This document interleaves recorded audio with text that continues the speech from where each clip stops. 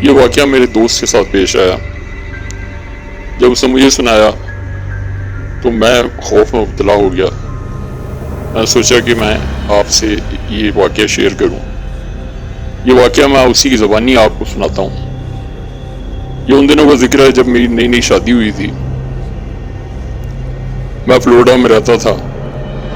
میں نے اور میری بیوی نے ہنی مون کے لیے ایک سمندری سفر کا پروگرام بنایا۔ ہمارا پروگرام ایک کروز جہاز پر سفر کرنے کا تھا جو ہمیں میامی سے کیریبین لے کے جاتا اور واپس لے کے آتا۔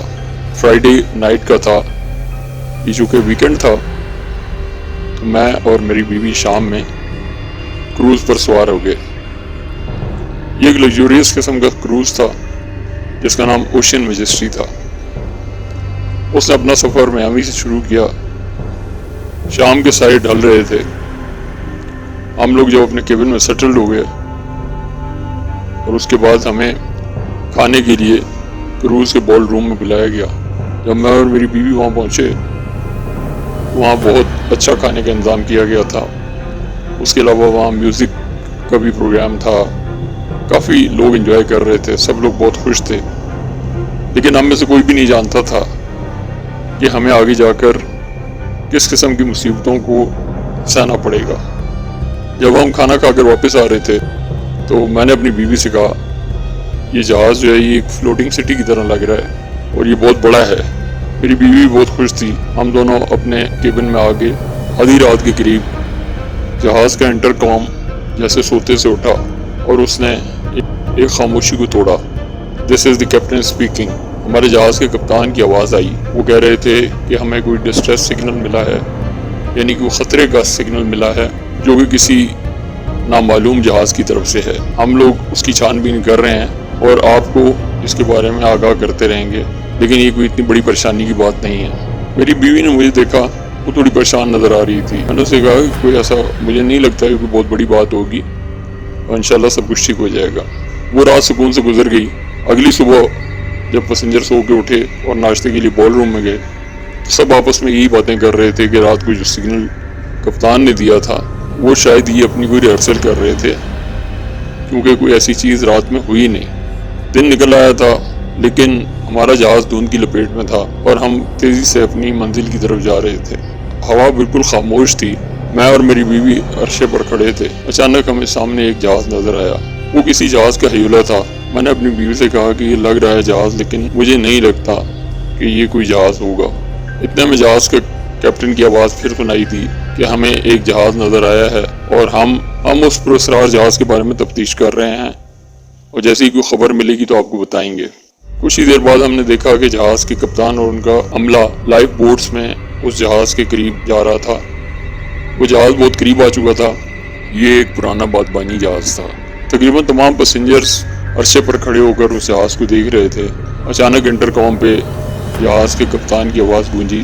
وہ اسی جہاز سے بات کر رہے تھے۔ یہ ایس ایس ویلکری ہے جو کہ 1923 میں گم ہو گیا تھا۔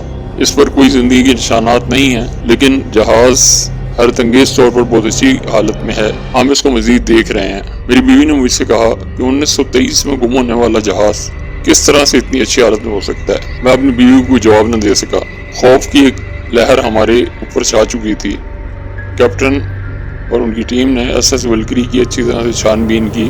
اس کی لائٹس ابھی بھی جل رہی تھیں۔ انٹیریئر بھی ابھی تک اپنی اصل حالت میں تھا۔ میزوں پر بچے ہوئے کھانے کی پلیٹیں رکھی ہوئی تھیں اور مسافروں کا سامان بھی وہاں بے ترتیب پڑا ہوا تھا۔ ہمارے کپتان اور ان کی ٹیم کو ایک لاگ بک ملی جو کہ اس جہاز کے کپتان کے کمرے میں تھی۔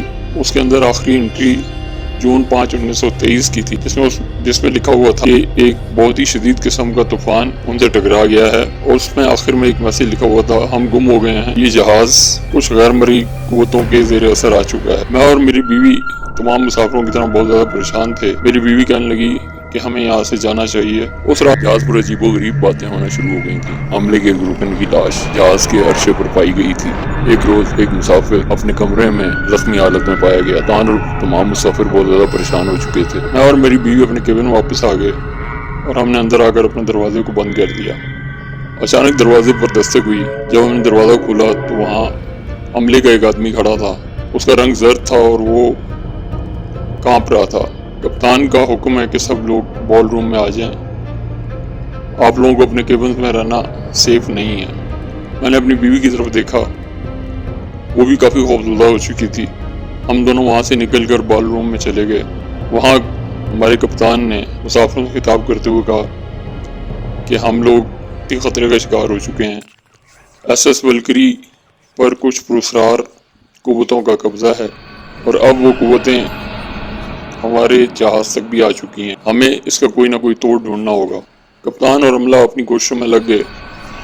بالآخر انہیں ایک کتاب ملی جو کہ بہت پرانے جہاز رانوں کی طرف سے لکھی گئی تھی۔ کتاب میں لکھا تھا کہ ان غیر مرئی مخلوقات سے چھٹکارا پانے کا ایک ہی طریقہ ہے کہ اس پرانے جہاز ولکری کے مسافروں اور اس کے عملے کی باقیات کو جہاز پہ لایا جائے اور پھر ایک عمل کیا جائے۔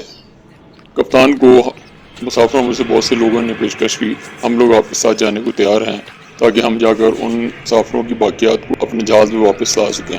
ہماری ایک چھوٹی سی ٹیم بن گئی اور ہم سب ایس ایس ولکری میں پہنچ گئے تاکہ وہاں جا کر مسافروں کی باقیات کو ڈھونڈ سکیں۔ وہاں ہم نے دیکھا مسافروں کی ہڈیوں کے ڈھانچے ہر طرف پھیلے ہوئے تھے جو کہ ان کی ایک خوفناک موت کی نشاندہی کر رہے تھے۔ ہم لوگوں نے بہت احتیاط کے ساتھ ان کی ہڈیوں کو جمع کیا اور ان کو واپس اوشین میجسٹی میں لے آئے۔ اوشین میجسٹی پر کپتان اور ان کے عملے نے عرشے پر اس عمل کو دہرانے کے لیے پورا انتظام کیا جس سے ان کی روحوں کو سکون مل سکتا۔ ہر طرف دھند چھائی ہوئی تھی اور اس دھند میں عجیب و غریب قسم کے سائے ادھر سے ادھر گھومتے ہوئے نظر آ رہے تھے۔ پورا ماحول ایک خوفناک اور بے ترتیب خوف کا شکار ہو چکا تھا۔ کپتان نے کتاب کھول کر کچھ پڑھنا شروع کیا تاکہ ان روحوں کو سکون مل سکے۔ جب کپتان کا عمل ختم ہوا ایک بہت تیز ہوا چلی، وہ سائے بہت زیادہ غصے میں نظر آنا شروع ہو گئے تھے۔ میں نے اور میری بیوی نے ایک دوسرے کے ہاتھ پکڑ لیے۔ ہم بہت زیادہ خوف محسوس کر رہے تھے۔ آسمان بھی سیاہ ہو چکا تھا اور کچھ نظر نہیں آ رہا تھا۔ ایسے لگ رہا تھا جیسے آسمان بھی اس سارے عمل کا حصہ بن چکا تھا۔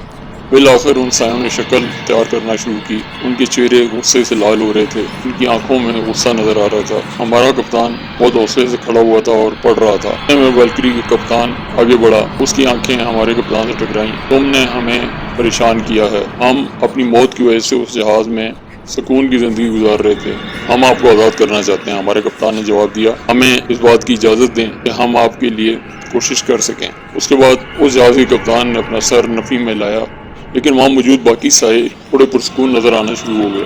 جب ہمارے کپتان نے اپنا عمل ختم کیا تو ایک بہت تیز قسم کی روشنی عرش پر نمودار ہوئی اور وہ تیز ہوا بھی ہلکی ہو گئی اور دھند بھی چھٹنا شروع ہو گئی۔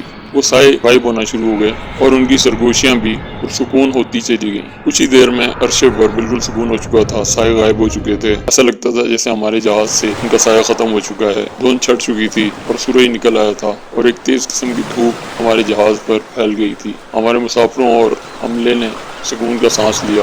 ہم بھی ڈیک پر کھڑے تھے اور دیکھ رہے تھے وہ جہاز سمندر کی تیز لہروں میں آہستہ آہستہ ڈوب رہا تھا۔ اس کا خوفناک ماضی اب دفن ہو رہا تھا۔ جیسے جیسے ہمارے جہاز نے اپنا سفر دوبارہ شروع کیا، خوف کے سائے چھٹ گئے۔ ہم تمام لوگوں کے لیے ایک بالکل نئی بات تھی اور یہ سمندر کی بہت سی ایسی ہولناکیاں جنہیں ہم نہیں جانتے تھے، ہم نے ان کا مشاہدہ بھی کیا تھا۔ تمام مسافر بہت خوش تھے اور لگتا تھا کہ ان کی زندگیاں بالکل چینج ہو گئی ہیں اس ایک خوفناک واقعے کی وجہ سے، لیکن وہ خوش تھے کہ انہوں نے ایک ایسی چیز دیکھی شاید وہ کبھی بھی نہ دیکھ سکتے۔ میرا اور میری بیوی کا ہنی مون ٹرپ ایک ایسی کہانی میں بدل چکا تھا جسے ہم کبھی بھلا نہیں پاتے۔ Dear viewers, if you like to watch the scariest horror stories, do subscribe, like and share our channel. Thank you.